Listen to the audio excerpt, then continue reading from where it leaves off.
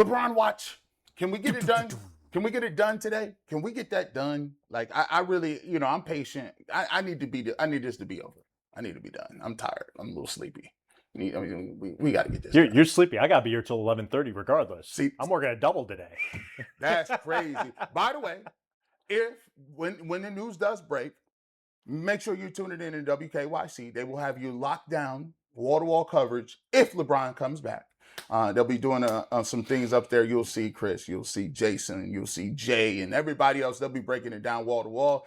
And you might even see me and McNuggets later on. Yeah, we'll be in there somewhere. I'm not sure how we'll fit into the LeBron coverage, but we'll obviously have you covered on all things LeBron if he announces. If he comes back to Cleveland, we're blowing it up. Well, Mike, did you sign the SAG-AFTRA papers? I think you got to do that first before we let you upstairs. Yeah, right. Listen, that's fair. There's a bouncer at the door. He'll ask. Sign that 360 deal. Yeah, listen, we want your touring, your publishing, your merchandise. We'll get that signing bonus, don't worry. But he's speaking today. He's doing a live podcast with Tyrese Halliburton from Fanatics Fest, New York City at 1:15.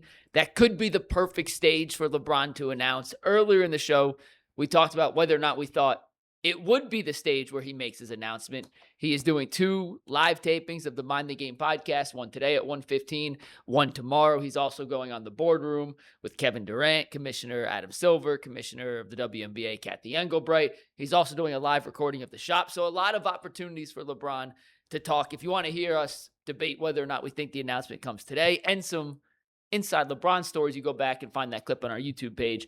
But the second part of the LeBron discussion comes down to this, G. If LeBron doesn't choose the Cavs, do you think the team as currently constructed can still compete for an NBA championship? Not necessarily win it, but compete for an NBA championship without the help of one LeBron James. What say you? Absolutely not. No. Like, that's they're a good team now. They went to the Eastern Conference Finals.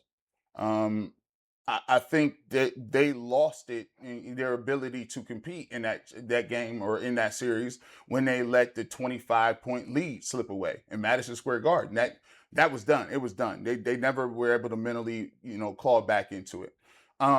No, I don't think that they are a team that can compete at that level. You just take a look at everybody. Everybody got better. The Heat got better. The Sixers are better. You take a look at what they are able to do. You look at the Detroit Pistons and they're looking to kind of take another step. The New York Knicks are the defending champ. They got everybody coming back, and you got to respect what they did. You got to respect how they moving. And then on top of that, you got to look at other teams. Oklahoma City Thunder will be back next year. Wemby just made the finals. He's going to be learning. He got a crazy extension. So to me, obviously, Tyrese Halliburton is a guy that's coming back for the Pacers. So if you look at everybody getting better now, shout out to the Raptors. Looks like they just put a little hold on that. You know what I'm saying? That's nasty work out there. Y'all might want to figure that out. Listen, the last time I seen this happen was with Chris Paul going to the Lakers. They said, whoa, whoa, whoa, when they put the brakes on. But even on paper, if they do get quiet, they got better with Scotty Barnes. I like the Cavs roster, but they're incomplete. I think they could be a top 7 team in the East. I think you can squint and say they could be a 4th seed, but I don't think they got enough to win a championship if LeBron doesn't come. So when you're filling out your March bracket, okay, NCAA tournament bracket, the teams are announced, the field's announced, everybody's filling out, they're entering their pools and everything else. Yeah, Ball State Final Four. Yeah, no, I know. The only one I actually did well in was when Kent went to the Elite Eight. Oh. Because I had him going. So that's when they play Indiana, right? Yeah. I actually finished pretty high. It's the only time I ever did well in a bracket because I went to Kent. But anyway, when you get to the final weekend, right? You got the final 4 teams. Do you think that they're competing for a national championship? Yeah. If they're in the final 4? I mean, by definition. The Cavs were in the final 4! Yes, they can compete for a championship. They were just in the final 4. But do I think they're going to win it? No, I don't think they're going to win it. But Mike, my heart's racing right now. I'm with you. I'm glad you're here, Jason. Good morning. I agree. But Mike, as you know, like I'm a stickler on if you put it in the rundown and you change it on the show, you call an audible in the middle of the show. Look at the title. It says, "Can the Cavs compete for a That's championship exactly right. LeBron?" You got it exactly right. What I said. That's exactly right. Jason. And the answer is yes. Are they going to win it? No, I don't think they're going to win it. But when you just come off a conference finals appearance, and yeah, they got smoked. And part of the reason they got smoked is because they didn't handle their business in the earlier rounds. we talked about that at the time where I thought it had a huge impact on the conference finals that they let those 2 earlier series go to 7 games. And that's a little bit of immaturity. I know it's a veteran team. That's a little bit of immaturity not to close out Toronto earlier. They should have ended Detroit earlier. They would have had a little bit more rest. They would have gotten off their feet. Maybe they don't blow the lead against the Knicks. Maybe it's a different series. We'll never know. But can they compete for a championship when you're coming off a Final Four appearance? Yes. And you bring everybody of consequence except for Dean Wade. There was my point. That's the X factor. Oh, so now There's he's the my reason. point. Oh, so now he's the reason they The can't vanilla compete. wolf is not in the building anymore. You can't play the Uno reverse. Listen, you reverse. killed him for Hey, years. here's a reverse. You I'm killed gonna him. skip you Nope. and then draw 4. Nope. Listen. You killed him for years. You can't now turn around and say he's the reason why. Hey, Keon Ellis didn't get off the bench, but guess what? He's not here. You lost Dean Wade. Oh, stop You it. lost Keon Ellis. Stop it. Now That is disingenuous. Now, yeah, it is really at the highest level. Actually, it's at the highest level. It's at the highest recesses. That's crazy. I don't even believe that. But it's a conversation and argument. So for me, McNuggets, no. Like everybody else got better though. Everybody else is substantially better. Philly is substantially better. They're not just a little bit better. They got Jaylen Brown. They got Maxey. They got Edgecombe. And guess what? I know what you guys are going to say. Hey, Embiid, he's injured. Embiid. But I can squint and say, well, we've been saying Mobley about to come up and Mobley's going to need to take the step. But we ain't seen that either.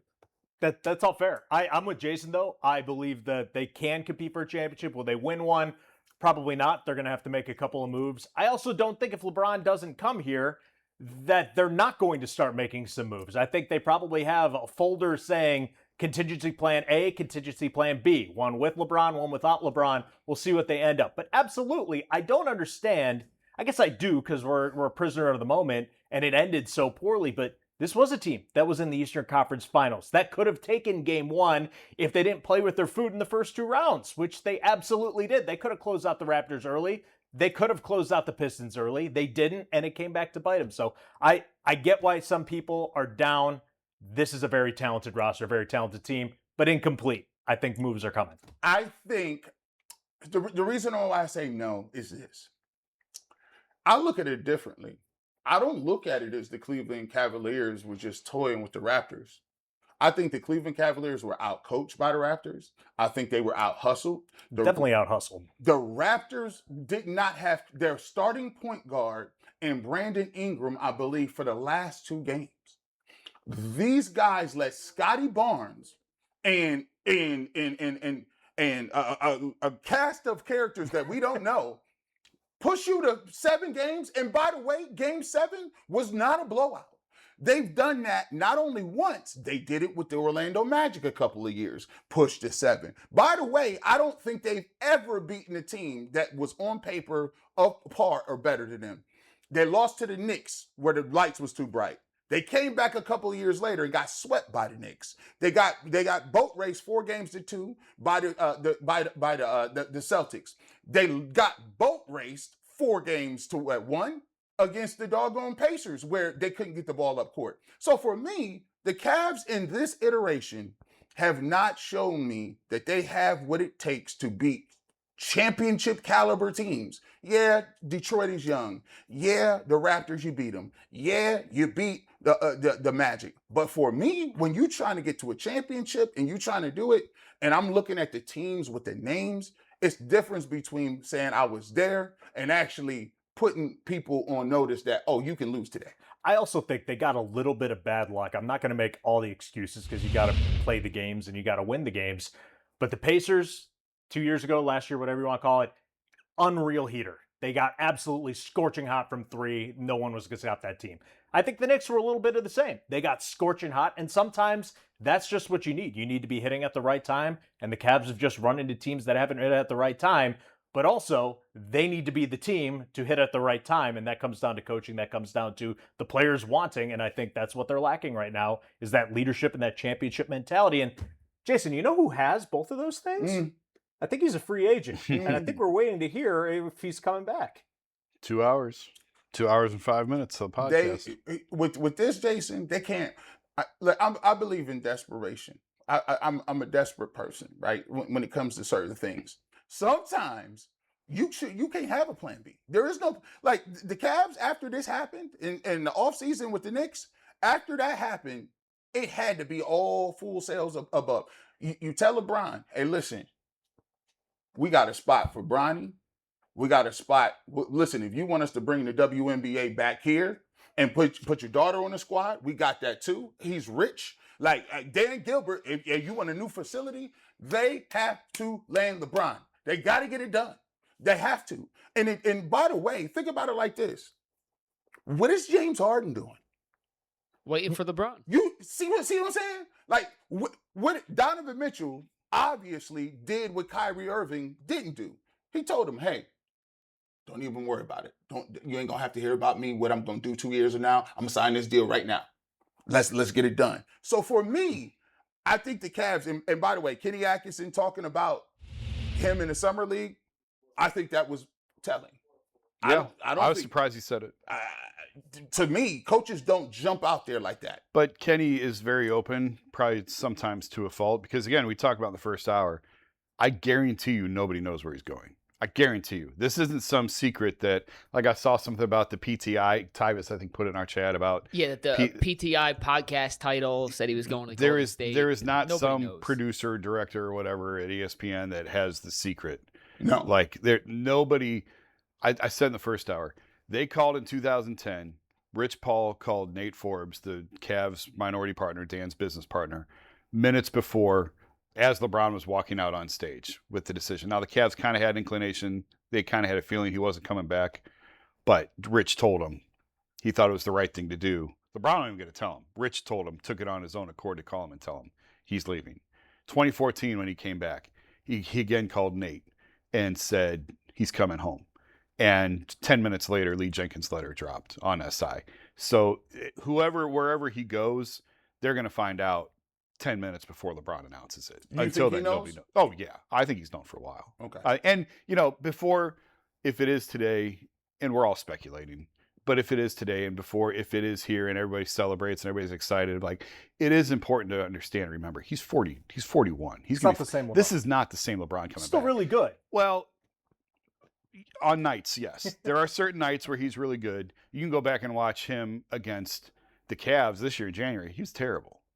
And there are stretches like that coming. Like, I think people are getting a little bit too and listen, I want him to come back. I think he's a great player. I think he'll win a championship. But he's not what he was. And you're not going to get that on an every night basis anymore either. Like, there's going to be bad games. He's going to have bad games and you're going to say, "Wow, what was that?" Wow, he really is 42. Yeah, he really is. But when you need it the most, when it really matters, and I said this when he was here the first time, LeBron can be incredibly difficult to deal with. Like, he wears organizations out mentally, emotionally, all of that. And I said it for years. He will run up the bill on you from October to April. He just keeps swiping the card, running up the tab. And you're like, and then in April, May, and June, he writes the check and he makes it all worth it every single time. Now, can he still do that at 41, 42? That's what we'll find out. I think he, you know what? I don't know this, but my experiment is this. I think, just my own headcanon, I feel like, yes, LeBron, I'm not going to say he wasn't playing hard, but I actually sense LeBron knows, because he's that good at basketball, LeBron knows when he has enough to win and when he doesn't. Mm-hmm. That's 1,000% true. I think even when you watch him talk and speak, like, he'll say, "What do you guys need to do against Oklahoma City?" He's like, "What do you mean? They're good. That's a wrap. They're better than us." He knows. Like, there's no fooling. It's in his DNA. He knows walking into a gym whether or not, it's almost like he's extrapolated and done. He's Dr. Strange. He's like, "Listen, I done thought about 5 billion different ways to beat Thanos, and the Avengers take an L every single time. So we got to figure this out." So the thought, go ahead. Don't put your hand up like that. Oh, I just want to add something in. Oh, you can't do that. I thought you had the breaking news, bro. No. Don't do me like Trust that. me, if I have breaking news, I'll just. Okay, don't do me like that. He's got a mute button. He'll just don't. Yeah. Real quick, just on the can they compete without him? Steve, take this graphic. There hasn't been a repeat champion in 8 years. So can the Knicks repeat? Certainly they can, but that's unlikely based off the new parity of the NBA. The Celtics just traded Jaylen Brown. They got worse. They may be better regular season team. No, they worse. You notice I ain't say them. They worse. Yeah, I mean, but they still can compete, but there's no surefire lock. The 76ers are banking on Jaylen Brown in his first season in a high usage role, meshing with Maxey, with Edgecombe, and banking on Embiid to stay healthy. The Raptors have the whole Kawhi situation floating. The Cavs also have plenty of questions. They have the Donovan question. Can he hold up in the playoffs? Is Mobley going to take the jump? What do you do with Jarrett Allen? Is James Harden a real playoff performer? Do the Pistons have enough scoring? Is there enough spacing with Miami? My point is, all these teams may have gotten better. They are far, far from perfect products. The Knicks are the best of the bunch, the reigning champs for a reason, but we haven't seen a repeat champion in 8 seasons since the Warriors did it back in, 18, 19? Or 17, 18, excuse me? Yeah, 17, Yeah, so 18. there's no lock. So to answer the question of, can they compete?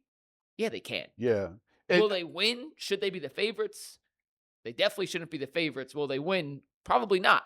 But can they compete? Absolutely. The words can and compete are doing a lot of work in that sentence because will and can are different. Will they? I don't know. Can they? Yeah, they're coming off a Final Four appearance in the conference finals. And compete. What's your definition of compete? You know what I'm Showing saying? up or actually being in the game. So do I think they're going to win a title? No, I don't. And they're not even the favorites to win if he comes back. They're still not the favorites to win. They're certainly not going to be the favorite over San Antonio or Oklahoma City. And Vegas probably won't even have them favored coming out of the East. I think I would, even over Philly and New York. But, go back to your earlier point about he knows when he knows. If you can find it, the press conference he did prior to Game 4, I think it was in 2018, was one of the most fascinating 15 minutes of LeBron. Because if you were around that team, you kind of knew he was leaving. And the way that he answered questions and as free as he was and as open as he was, and he talked about not everybody in the league wants to win. You would think that they do, but they don't. Some guys are just happy to be here and making money. And he wants to play with guys who want to win. He wants to play with high IQ guys. And that's when he went to LA and then they got Rondo. And you're like, oh God, why would he want to play with Rondo? Well, it's because of this. That's why he wanted to play with Rondo. And it's just if you want to go down a YouTube rabbit hole, I don't even know if it's out there, but if you can find it, the availability he did on the off day, I think it was prior to Game 4 when they got swept in 2018, he was incredibly revealing, and he was talking about a lot of the stuff that you're talking about who he likes to play with and when he knows he has enough and when he knows he doesn't. And I think he knows the Cavs have enough. It will be yet to be seen whether or not he does come back. But I do think that he has another level that can be tapped into based on him thinking that he can win one more time. Well, and coming to Cleveland too, Jason mentioned it. He's not the same one. He doesn't have to do all the heavy lifting here in Cleveland. You got Donovan Mitchell. You got James Harden. You got Evan Mobley. For now, you have Jarrett Allen. You don't have to go off for 30 a night. You can just be okay until the playoffs when it matters. He was willing in LA to defer to Luka and to Austin Reeves. I lost his name for a minute. I believe he would have the same, because if he trusts Austin Reeves, he sure ought to trust Donovan and Harden. So I don't know if he should defer to James, frankly, but I think that he will be, and Evan, I think he would defer to Evan, I think. So he doesn't have to be the guy with the ball in his hands at the top of the key, dribbling it out for 18 seconds every possession, quite like he was the last time he was here. I will. It's going to be fascinating, and we're going to watch it. And I think the key is if he does show up and does, get in the Cavs uniform, I think the tandem we talk about and the thing that we will watch is James Harden and LeBron James. How does it coexist? Because they're both smart players, savant type players. Yeah. But there's a little overlap. There's a personality thing. I think that's the key to how they get it done.